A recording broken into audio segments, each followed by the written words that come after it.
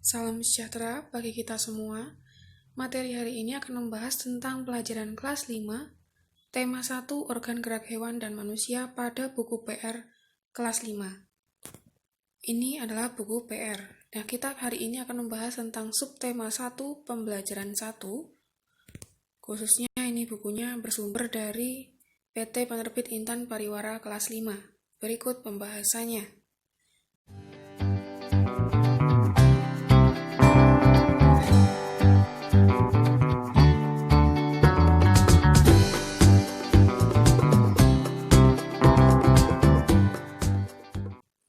Sekarang kita bahas subtema 1, yaitu organ gerak hewan pada pembelajaran 1. Pada pembelajaran 1, perhatikan bacaan berikut. Tiap hari, makhluk hidup melakukan gerak. Alat gerak tiap makhluk hidup berbeda-beda, tergantung lingkungan yang ditempatinya. Untuk menambah informasimu tentang alat gerak makhluk hidup, bacalah materi berikut.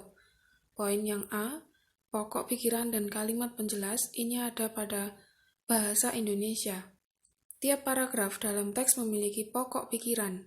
Pokok pikiran disebut juga ide pokok atau gagasan pokok. Pokok pikiran merupakan masalah utama yang dibahas atau diungkapkan dalam bacaan. Pokok pikiran dapat terletak di awal, di awal dan di akhir paragraf atau menyebar di seluruh paragraf. Pokok pikiran dalam sebuah paragraf terdapat dalam kalimat utama. Pokok pikiran diperjelas oleh gagasan penjelas. Gagasan penjelas termuat dalam kalimat-kalimat penjelas. Poin B, gerak pada manusia dan hewan. Ini ada di pelajaran IPA. Perhatikan bacaan berikut. Ingatkah kamu ciri-ciri makhluk hidup? Salah satu ciri makhluk hidup adalah bergerak. Semua makhluk hidup di bumi dapat bergerak. Secara umum, gerak pada makhluk hidup dibedakan menjadi dua, yaitu gerak aktif dan gerak pasif.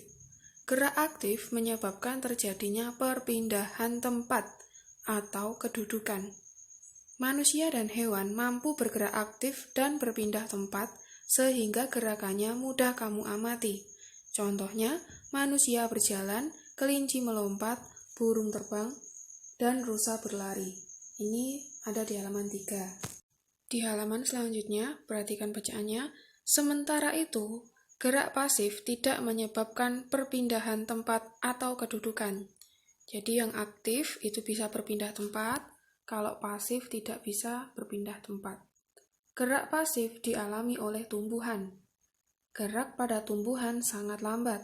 Oleh karena itu, gerakan pada tumbuhan sulit untuk kamu amati. Contohnya daun putri malu mengatup. Bunga pukul 4 mekar, akar menghujam tanah, dan bunga matahari bergerak mengikuti arah datangnya sinar matahari. Perhatikan gambar berikut. Burung terbang menggunakan sayap. Daun putri malu mengatup ketika disentuh. Manusia dan hewan melakukan gerak aktif dan gerak pasif. Sementara itu, tumbuhan hanya dapat melakukan gerak pasif. Gerak pada manusia dan hewan melibatkan organ gerak dalam sistem gerak. Samakah organ gerak pada manusia dan hewan? Organ gerak pada manusia dan hewan ternyata mempunyai kesamaan. Organ gerak tersusun atas alat-alat gerak dan dalam tubuh. Kemudian paragraf selanjutnya, secara umum, alat gerak manusia dan hewan dibagi menjadi dua macam, yaitu alat gerak aktif dan alat gerak pasif. Alat gerak aktif berupa otot, sedangkan alat gerak pasif berupa tulang. Otot disebut alat gerak aktif karena otot memiliki kemampuan relaksasi atau memanjang dan kontraksi atau memendek. Selain itu, otot mampu kembali ke bentuk dan ukuran semula. Perhatikan paragraf selanjutnya. Perlu kamu ketahui bahwa pada otot terdapat senyawa kimia yaitu protein aktin dan miosin. Kedua senyawa kimia tersebut bergabung membentuk aktomiosin. Adanya aktomiosin menyebabkan otot dapat bergerak. Saat otot mendapat perintah bergerak dari otak, otot segera merespon dengan melakukan gerakan. Karena otot menempel pada tulang, gerakan otot akan memicu tulang untuk ikut bergerak. Paragraf berikutnya, tulang disebut alat gerak pasif karena tulang tidak dapat melakukan gerakan sendiri. Gerakan tulang mengikuti gerakan otot yang melekat padanya. Tanpa adanya otot, tulang hanya diam dan tidak bergerak. Meskipun demikian, tulang mempunyai peran penting dalam sistem gerak manusia dan hewan. Selain sebagai alat gerak, tulang berfungsi menopang berdirinya tubuh dan melindungi organ-organ vital tubuh seperti otak, jantung, dan paru-paru. Otak menjadi bagian terpenting dalam aktivitas tubuh, termasuk dalam sistem gerak. Hal ini karena otak berperan sebagai pusat koordinasi melalui sistem saraf. Rangsang dari luar yang dikirim melalui saraf akan diolah dan direspon oleh otak. Selanjutnya, respon tersebut dikirim melalui syaraf-syaraf menuju alat gerak tubuh. Alat gerak aktif dan pasif saling bekerja sama untuk bertindak atau melakukan gerakan sesuai perintah otak. Kerjasama antar otot dan tulang membentuk suatu sistem yang disebut sistem gerak. Sistem gerak pada manusia dan hewan dikoordinasikan oleh otak. Kamu telah mengetahui tentang gerak pada makhluk hidup. Untuk menguji pemahamanmu mengenai gerak pada makhluk hidup, lakukan aktivitas berikut. Perhatikan tabel berikut. Nomor 1, jenis gerakannya mendorong gerobak. Bagian tubuh yang dominan untuk melakukan gerakan yaitu kaki dan tangan. Kemudian nomor 2, gambarnya adalah burung terbang. Jadi jenis gerakannya adalah burung terbang. Kemudian bagian tubuh yang dominan untuk melakukan gerakan adalah sayap. Kemudian yang ketiga, ini jenis gerakannya adalah bermain sepak bola. Jadi bagian tubuh yang dominan untuk melakukan gerakan yaitu kaki. Kemudian nomor 4, ini adalah jenis gerakannya adalah ikan berenang. Bagian tubuh yang dominan untuk melakukan gerakan adalah sirip dan ekor. Kemudian nomor 5, ini jenis gerakannya lari. Bagian tubuh yang dominan untuk melakukan gerakan adalah kaki yang melangkah dan tangan yang diayun, jadi kaki dan tangan. Kemudian yang keenam, ada katak melompat, jadi jenis gerakannya katak melompat.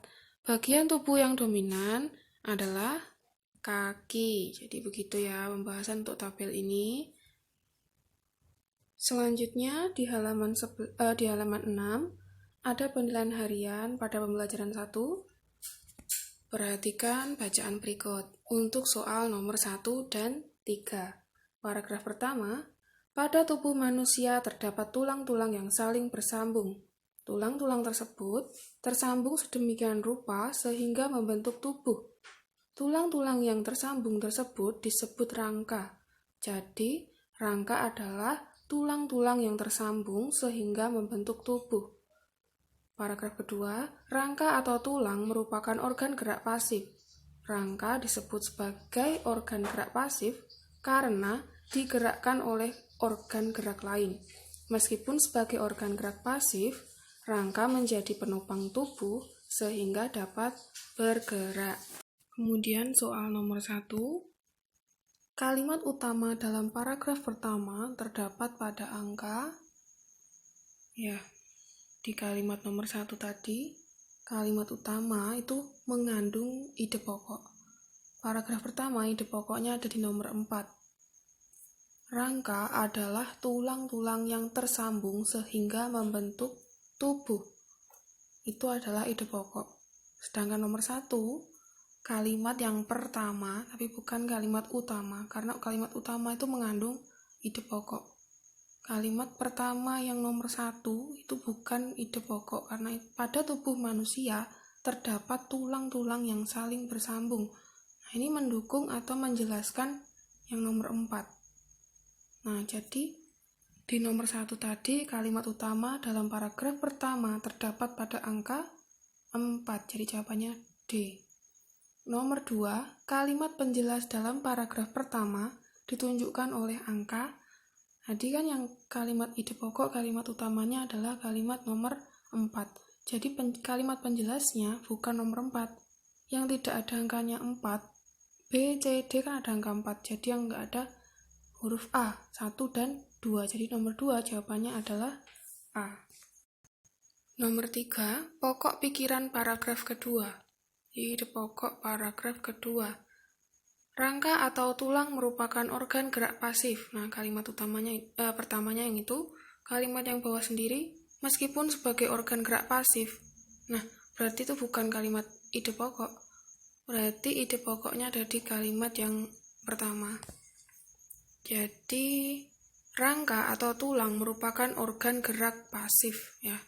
Berarti jawabannya C. Rangka termasuk organ gerak pasif. Jadi nomor 3 adalah C. Lalu nomor 4, pernyataan yang tepat mengenai alat gerak pasif adalah, kita lihat yang A, keberadaannya menempel pada tulang. Bukan, itu adalah otot. Otot kan alat gerak aktif. Yang B, tidak dapat melakukan gerakan sendiri. Ya, bisa jadi betul itu gerak pasif. Yang C, mempunyai kemampuan relaksasi dan kontraksi. Itu ciri-ciri organ alat gerak aktif. Yang D, mampu kembali ke bentuk dan ukuran semula. Aktif juga. Berarti nomor 4 adalah B, tidak dapat melakukan gerakan sendiri. Lalu nomor 5, Dina mengamati gerakan ikan koi di dalam akuarium.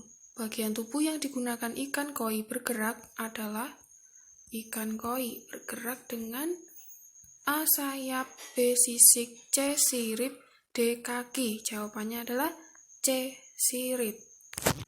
Soal isian yang B, perhatikan paragraf berikut untuk soal nomor 1 dan 2. Salah satu alat gerak manusia dan hewan adalah otot. Otot disebut sebagai alat gerak aktif. Otot menggerakkan tulang sehingga manusia dan hewan dapat bergerak. Otot merupakan jaringan yang ada pada tubuh berupa alat gerak aktif yang menggerakkan tulang sehingga suatu organisme dapat bergerak. Nomor 1. Otot disebut sebagai alat gerak aktif. Otot dapat menggerakkan titik-titik. Pada bacaan, di kalimat nomor 3, otot menggerakkan tulang. Jadi jawabannya nomor 1, otot disebut sebagai alat gerak aktif. Otot dapat menggerakkan tulang. Jadi jawabannya nomor 1, tulang. Nomor 2, kalimat terakhir paragraf tersebut termasuk kalimat titik-titik. Paragraf di atas ini, ide pokoknya ada di kalimat yang pertama. Salah satu alat gerak manusia dan hewan adalah otot. Kemudian kalimat kedua, 3, 4 itu merupakan kalimat penjelas. Pada soal nomor 2, kalimat terakhir paragraf tersebut termasuk kalimat penjelas karena menjelaskan kalimat yang pertama tadi. Kemudian nomor 3, burung merpati terbang lalu hinggap di dahan pohon. Berdasarkan aktivitas tersebut, burung dapat melakukan gerak titik-titik. Burung bergeraknya dengan terbang, berarti burung merpati terbang lalu hinggap di dahan pohon, berarti dia berpindah tempat. Berdasarkan aktivitas tersebut, burung dapat melakukan gerak aktif karena dia berpindah tempat. Kemudian nomor 4, otot disebut sebagai alat gerak aktif karena mempunyai kemampuan titik-titik dan titik-titik. Nah, tadi di nomor 4 ada pilihan otot dapat melakukan relaksasi dan kontraksi. Berarti jawabannya nomor 4, kemampuan relaksasi atau memanjang dan kontraksi atau memendek. Kemudian nomor 5, Rangga melihat capung dan kupu-kupu terbang di sekitar rumah. Kedua hewan tersebut bergerak menggunakan, kupu-kupu sama capung itu bergerak menggunakan sayap. Jadi kupu-kupu dan capung bergerak menggunakan sayap.